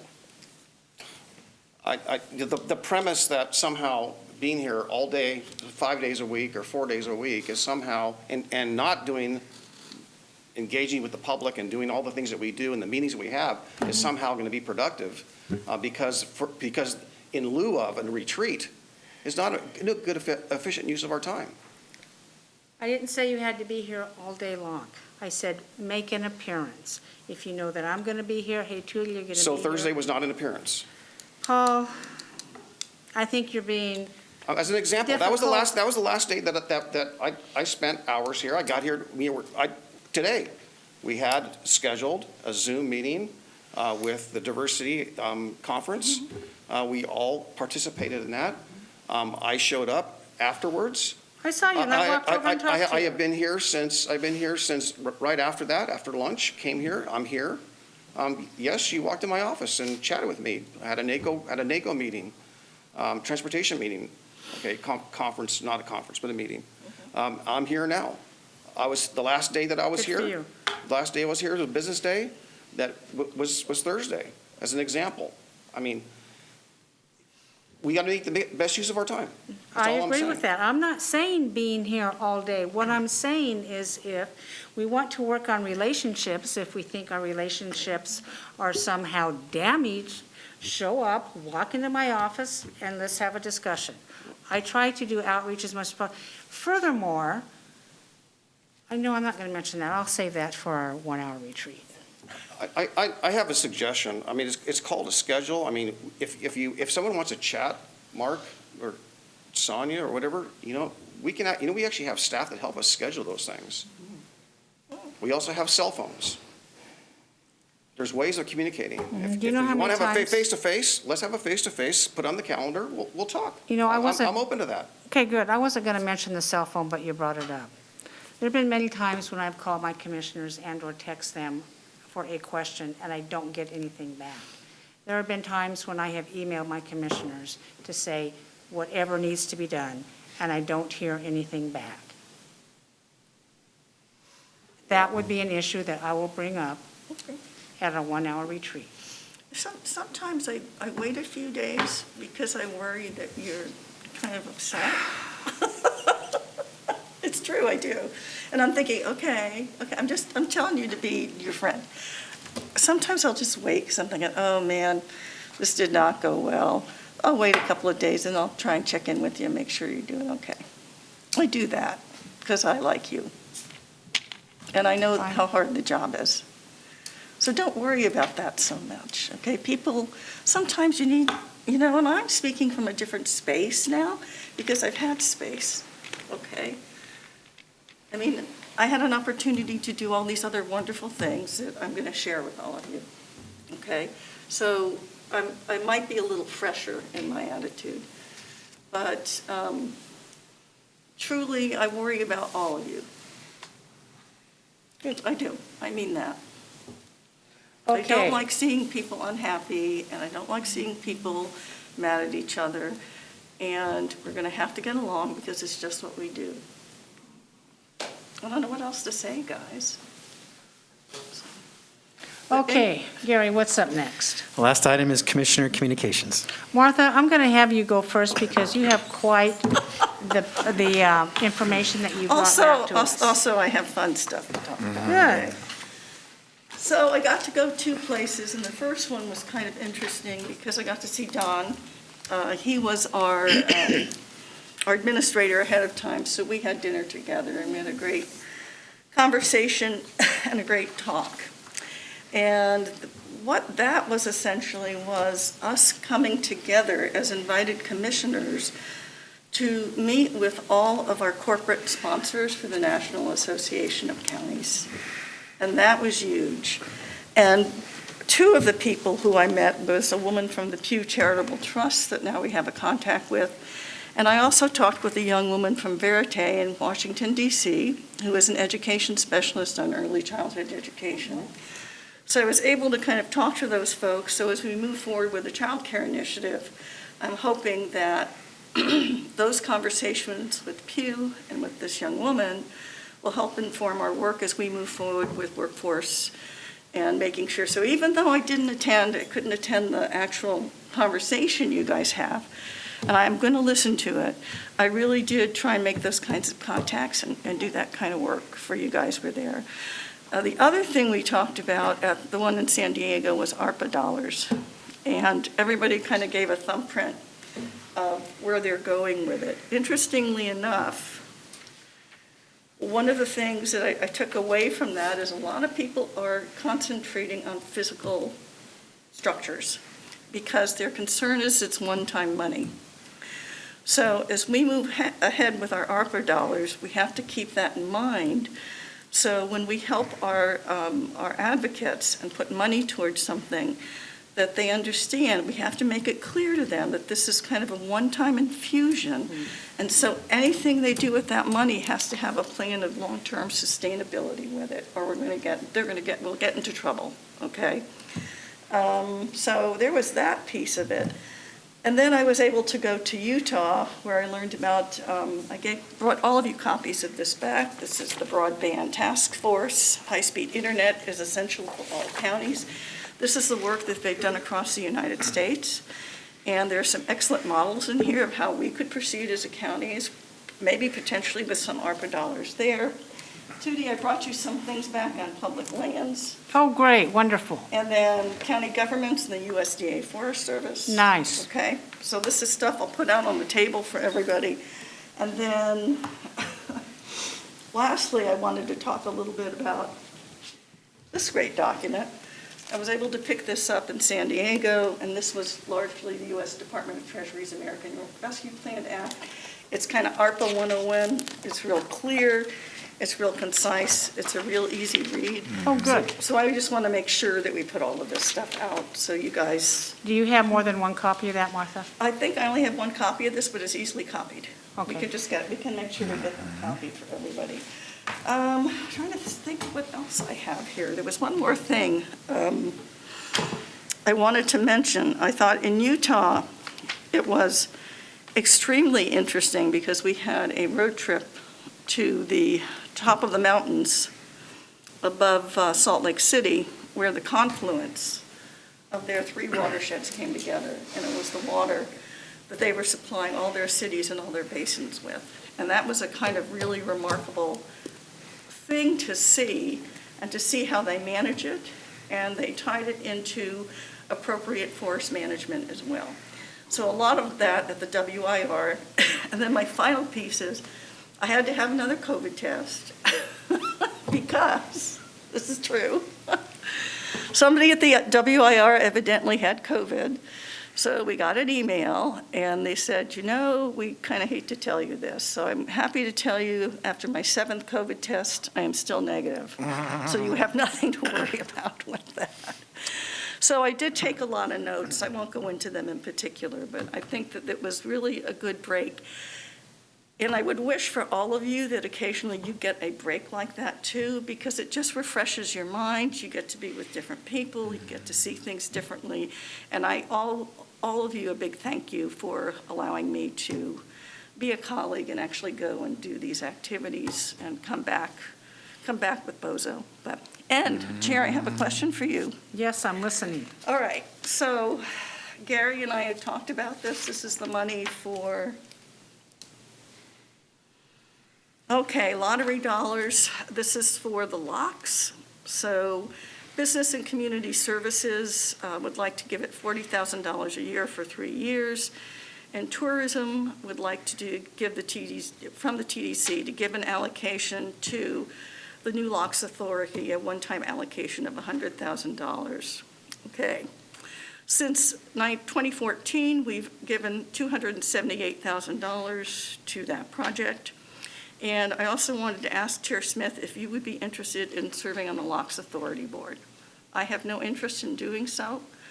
You have worked on this project before, so I don't know if it's something you might be interested in doing. So, because Well, that's interesting. You caught me off guard. How fun. Well, How fun. and maybe one of you would prefer to do it. I don't know. Can I but think about it? Can I Well, see what it involves? I think it would be good to have it. I'm mostly saying it because I've been working on this project since 2003, and I'd like to finally just, say, we're done. We worked on it together. Yeah, we did. For 4 years, and then really set it up well, I think. And then you were able to be on it for the last 4 years. I understand. I understand that, can I just look at what the meeting dates are, what's required? Yes, and I would like to say if any of the other commissioners might be interested in this, but the reason I thought of you was largely because you had worked on this for 4 years as well. And I kind of feel like we brought it to fruition, but I don't have any need to be on another board right now. I'm Okay. on 2 theater boards, so. Yes, okay. What? Lakewood and which one? And Clackamas Repertory. Oh, you are on that board. That's awesome. All right. Gary, your card is up. Yeah, so the Locks Authority Board, the governor makes the appointment, and you have to give nominations by the end of this week, so you have a few more days to think about it, Tootie, but Just let me know what it involves. Okay. Is it quarterly meetings? They don't even know that yet, Unclear. Judy. This is building the whole organization. Oh, we're building from the it. ground up. We're building Okay. as we go, okay. Yeah, all right. I'm we'll just get saying, that for you. this is- And on the funding, I'm seeking your head nod today, Commissioners, because we need to notify what Clackamas County's commitment will be for the early days of the new Locks Authority. We can afford $40,000 a year for 3 years, a total of $120,000, all to come from lottery dollars through Business and Community Services, no general fund. It's an allowable use of lottery dollars. We can make that work without any discomfort. Are you okay with that, Commissioners? When did this request come in? It came in about a year ago, and 6 months ago, and 2 months ago. We've kind of delayed, but they do need an answer pretty soon here. Commissioners, discussion on this. Mark? Yes, what's the money going to be used for? Is to hire an executive director of the Locks Authority and to kind of have kickoff funding to operate the new authority once this board is in place for the first 3 years. And then after that, they have to find their own ongoing permanent funding streams. This is not a permanent request.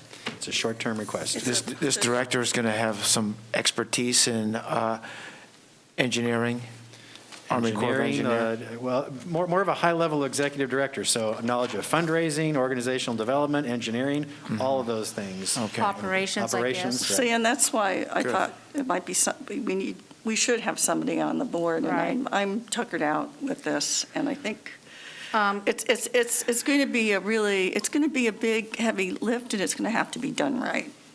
Okay? I Are think. these lottery dollars economic development dollars? Yes. So this was really Right. an economic, we're hoping that opening the locks is an economic development and that we can actually use it for passage of goods. Yes. You know, That's part of of it. all of the stuff. Part of it is commerce, it's also recreation, it's the whole 9 yards. And we have supported it from the get-go with dollars, and I have made it clear, and I've said this to Gary, that as far as I'm concerned, this is the last time we're giving anybody any money for it. This would be it, because we've supported it, we've done what we could. It's the job of the authority to get it operational and run it and make it stable and, make sure because that we have it's the money solid. for the repairs. Pardon me? We have the money for the repairs. Yes, that's all, that's not the So, issue. yeah. It's So just gonna once be- it's repaired, there's no reason why we shouldn't be able to, operate it as, from a business model, a commerce standard. Gary, this $40,000 a year lottery, how much lottery monies do we get a year? Approximately $1.5 million a year. Well, This is a small amount. Commissioners, We're not breaking the bank. we're not breaking the bank on this. This is not general fund monies. Let's What do you it. think? Let's do it. Let's get it going. You, Commissioner Fisher, Yeah. Okay. Commissioner Savas? Okay, I think we can do it, Gary. Thank you. We shall do so. Hallelujah. Thank you. It's off your back, Martha. Yeah, and I'll consider that Yeah. on the authority moving forward. You kind of caught me off guard on that. That's okay, Well, though. I just wanted to bring it up, and if you don't, it's up to you. Okay. I will not do it. I am not seeking it. I do not want to. I got plenty of other stuff. It's for one county commissioner seat, so it's not a Clackamas County seat. The governor will appoint one county commissioner across the region here, so it doesn't have to be our It's up to- county. In but- the end, it's up to the It would be governor. nice if it would be our county since it's in Clackamas Yeah. County. Yeah. We've worked so hard on it. Definitely. That's what I thought. Okay, all right, let's take a look at it. Yeah, Gary. Okay, Martha, you have I'm done. materials. Are any of these materials in electronic version? Yeah, actually, you can go to the NACO website and look up almost any one of them. Oh, okay, too. good. And I All right. try and grab as much as I can when I'm at these things, because I want to make sure everybody gets a chance to look at them. Okay, thank you. Commissioner Fisher, you're up next. Sure. Really interesting, Public Health Advisory Council last night had a presentation for Blueprint for Clackamas County. Has anybody gone to the website to play around with that?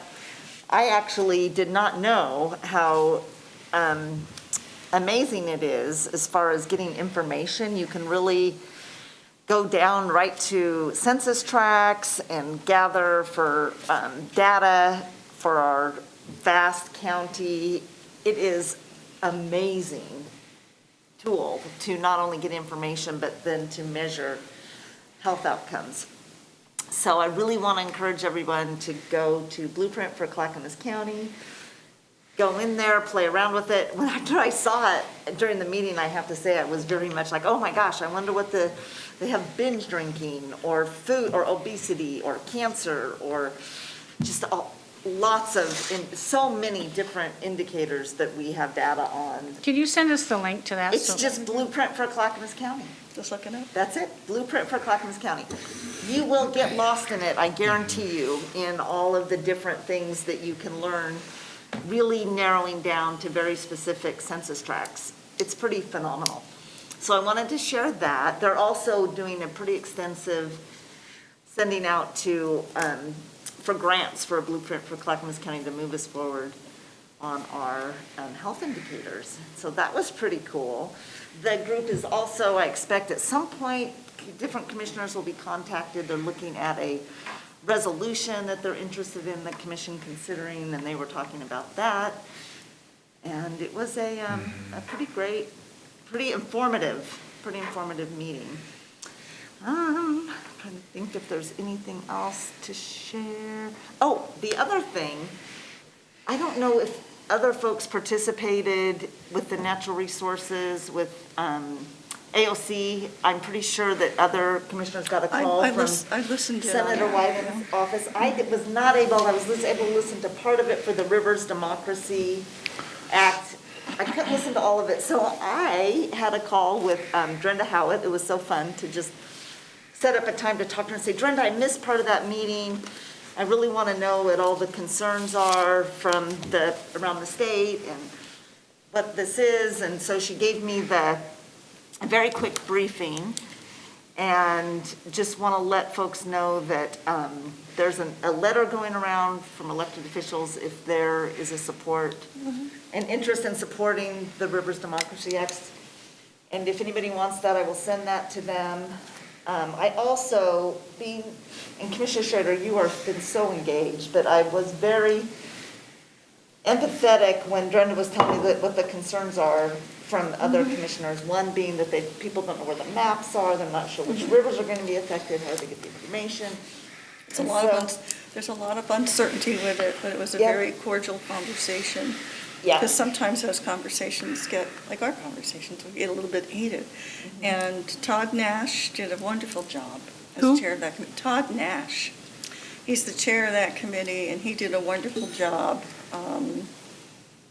managing what could have been a really difficult conversation. That was So great. what's Nicely this done. Rivers Democracy Act hope to accomplish? I'm missing something. It is, so Brenda is so great in giving me the lowdown. So currently, there's a 1/4 of a mile of protection around some watersheds. This will increase that and protect our scenic and wild rivers across the country. Does that take into account private lands as well?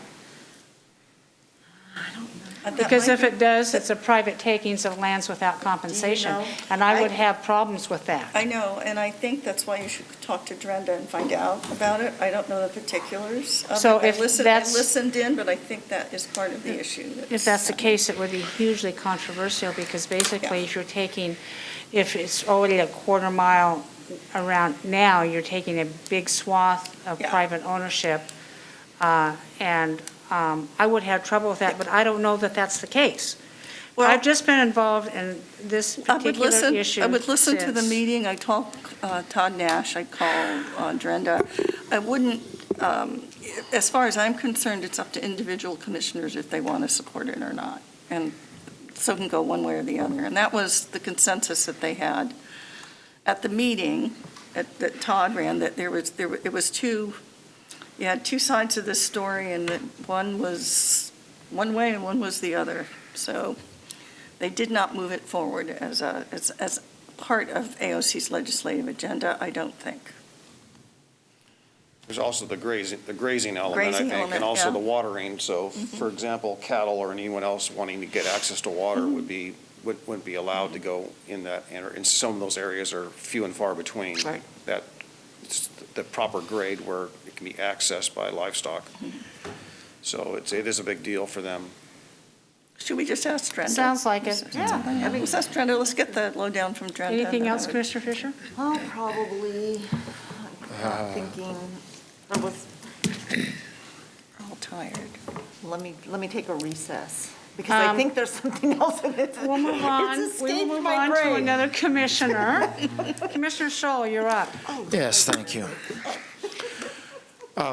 House Bill 2006 has provided potential for new opportunities for cluster communities and shelters to enable counties to provide solutions to homelessness that shortcuts some of the current land use laws. And what I would like to do, I've been meeting with homeless people and nonprofits, and I talked to Gary Schmidt today, and I'm going to meet with the social services people. And then I'd like to meet with the county commissioners. And then in January, what I would like to do is show you a concept for a project for transitional housing for the homeless. And so, again, this is going to be just a concept, an idea, and then we can develop that further on after January. Now, my idea here is that this is not going to be a county project. This will be a community project with nonprofits being in charge of it. Okay, so I just want you to know that this is a very important thing to me, and that this is a time where I believe we need to make come up with an idea, a solution for the homeless in Clackamas County that's going to be fiscally sustainable and something we can actually achieve. So you want to get together with Gary, and when you're bringing up at issues, is that what we're saying? Is that what I'm hearing? I'm going to have a staff from H3S talk with Commissioner Scholl, kind of frame out the idea, give some ideas and input, and then Commissioner Scholl will talk with some community members, and we'll all come back to you in January with the results of his work and proposals for you. Exactly. And I'll be looking at the Lane County project and incorporating ideas from everybody I can talk to including the other commissioners. Okay. My main concern, well, not main concern, but one of my big concerns is that the tens of millions of federal grant dollars that are coming through the counties today, come 2025, that money might very well not be here. And then what do we do? How do we pay for the $5.4 million a year that we're using to pay for hotel rooms? We need something more sustainable, and we need to look forward to the future and be prepared for what's to come. So that's what I would like to work on. Okay. Thank you. Yep. Commissioner Savas.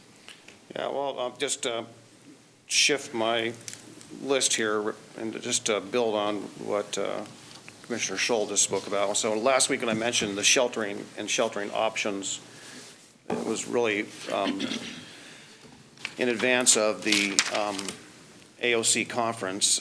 This time of year, there's an opportunity to go and look at some of the models that Lane County has used. Pat Farr has been, we basically used him and the model there and built the management and the modeling, not necessarily the structures, but the modeling of how that's operated and being transitional. So we built off of that. They have in Lane County veterans facilities. They have facilities for transitional for people that are generally homeless, and they have a nicer facility for women and children. They've got, but the model is very similar. Transitional, self-governance, a number of things, and it really is about making it doing it affordably, because if we can only serve 200 or 300 people, that's far less than if you could serve 1,000 people for the same amount of dollars, right? So it's and I know that we ought to be taking a look at Portland and see what's gone right, see what's gone wrong, and how those are managed. But that was really the gist of my, to find out what we're doing on the staff side. And Gary, I think last week you mentioned that would be next couple weeks or so that staff was scheduled to come to us with some, and I'm still going to find out what they're going to bring. So if there's gaps and they're not really covering everything that I was anticipating speaking about, that I want to fill those gaps. But I'm just wondering if we should just parse out some time when we go to Eugene to go back and relook at some of that, because they built, I forgot the name of it, the Emerald Village, I believe. And it was the bill. I took Commissioner Fisher and Commissioner Bernard out there to look at that. That was the step up. So you had the transitional shelter, then you had permanent housing, which was just down the street, so. And then We're they gonna had be a in- WIC facility too. We're going Right. to be in Okay. Eugene next month. Right, you know, and so when we did the Veterans Village, Take pictures. that created a whole Take lot of a synergy, and then the Clayton Moore was a partnership between the county and Northwest Housing Alternatives. Thank you for Northwest Housing Alternatives for that, but we built permanent housing. So, you know, you got to get people transitioned from horrible conditions to better conditions, maybe not quite, but is where we want to be, but it is transition. It's not a permanent fix. Right. So great. I'm glad there's interest, but I didn't want to forget that we have an opportunity when we go to Eugene to actually tour those, and they will set up a tour if we let them know in advance. So if you're all interested, we'll try and get staff to help with that. I'd like to get, maybe meet some of their board members down there too, and how they've done that. What was that, Martha? It'd be fun to meet some of the board members. It helps Pat with that, with their, I never say this nonprofits? correctly, yeah. Yeah, their governance model's unique, so they Yeah. have some city councilors that are involved on the board, and county commissioners, and nonprofits, and also faith-based people that are around the table, so they meet on a routine basis. Their model is different. It's more of a partnership, frankly. Yeah. I think we need that here. We shouldn't be divided. We should be united around this effort in a more meaningful way. But those folks that are tasked with that have been integral in putting up and standing up some of these facilities. So, but I think we can learn from not just the good things, but also some of the bad things, and maybe make sure we don't do that. And also maybe an education on low barrier versus high barrier. Yep.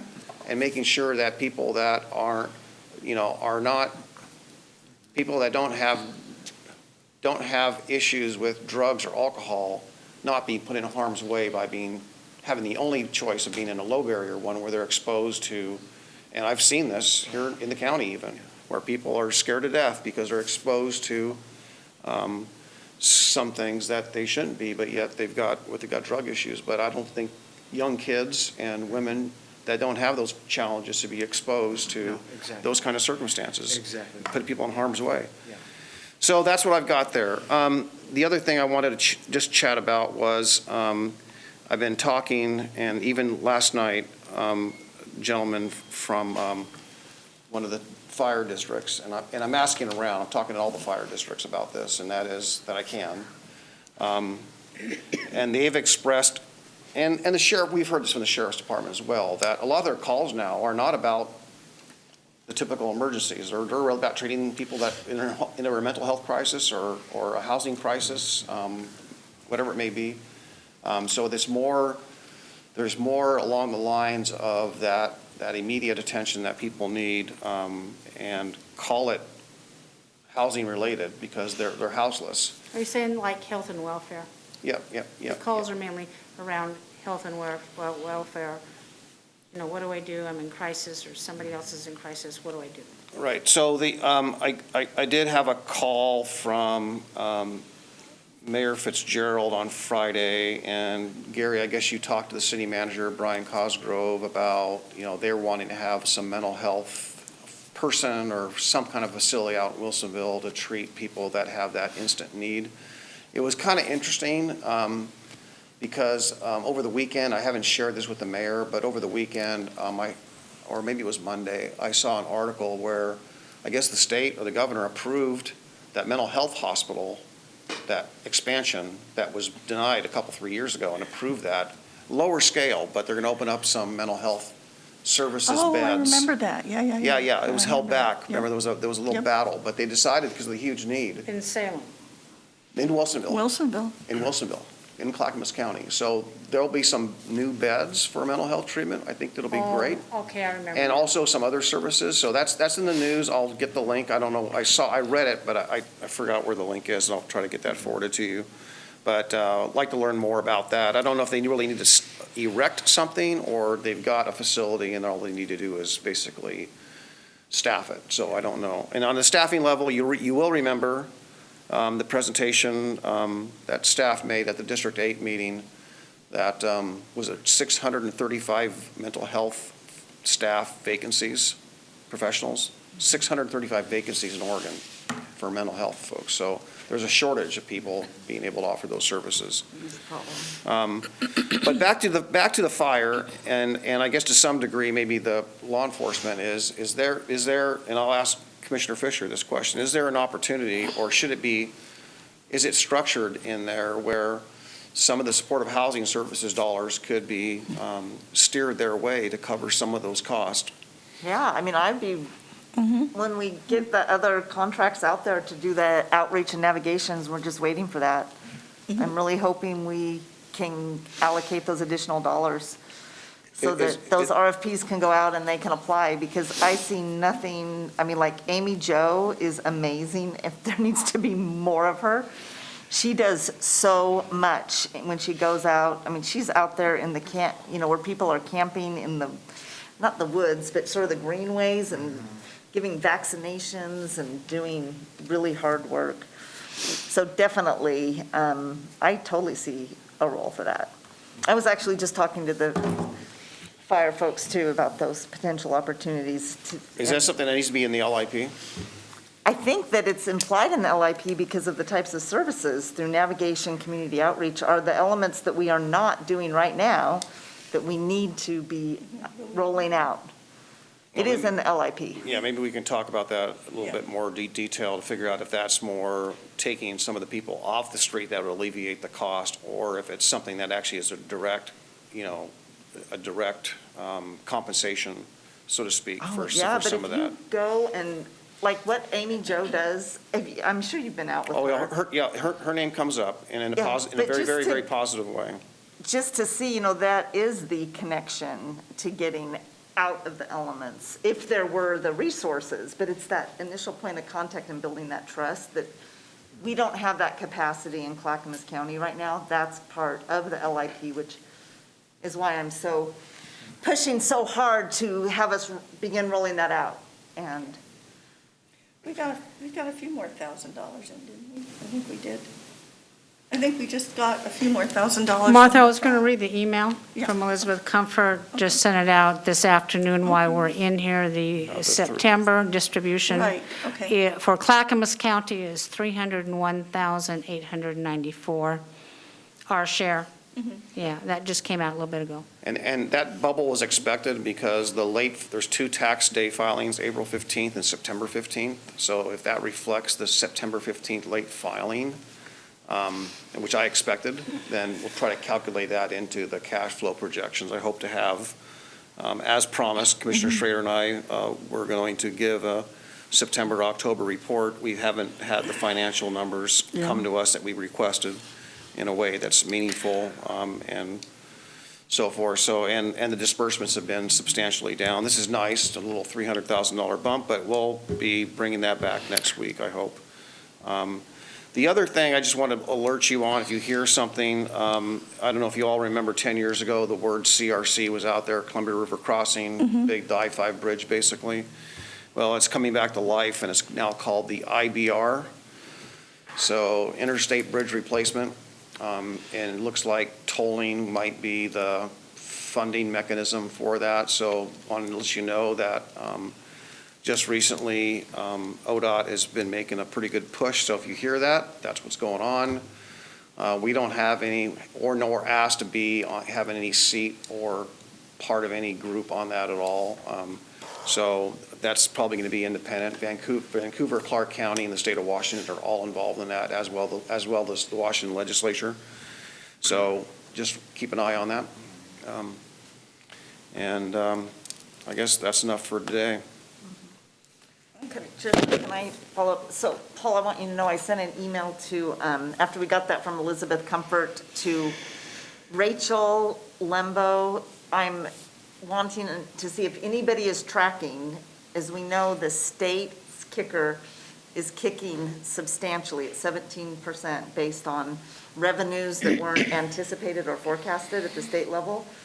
And so I'm wondering if, for this measure, through the region, if anyone is tracking that. And when I get the answer to that question, I'll share it with everyone. So how does that factor in? Are you talking about the tax kicker? The Yeah. rebate kicker, The Yeah. rebate kicker? the income rebate. Yeah, so a tax rebate kicker is not subject to tax again?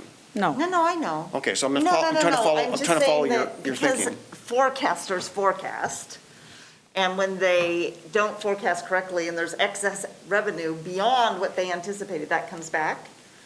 So I don't know if there's so much more revenue coming in based on income tax, because that's how the state is funded. I'm wondering if that will be an issue with the Metro Homeless Services dollars. And I'm just asking that question to see if anyone is tracking that. They should be if they're not. And then I'll let you know Yeah. what I find out. I just yeah. wanted to let you know that Okay. I sent that off. I appreciate that. I won't belabor the whole thing with the financing, but we'll have that report next week. I was hoping to have more assistance on the finance side to anticipate what the revenues will be. January, February, March, April, May, June of next year, 2022 going forward, but I'm not having any success with that as far Have as. you reached out to Metro? Is Metro not responding, or? They just sent me some pre-printed stuff from 2020. That's all I got. Well, we'll tag team it, because I think it's very important that we get Yep. the best information we have. Yep, I agree. Okay, thank you. Gary, do you have anything? No, Chair. Okay, thank you. Meeting is adjourned. All right.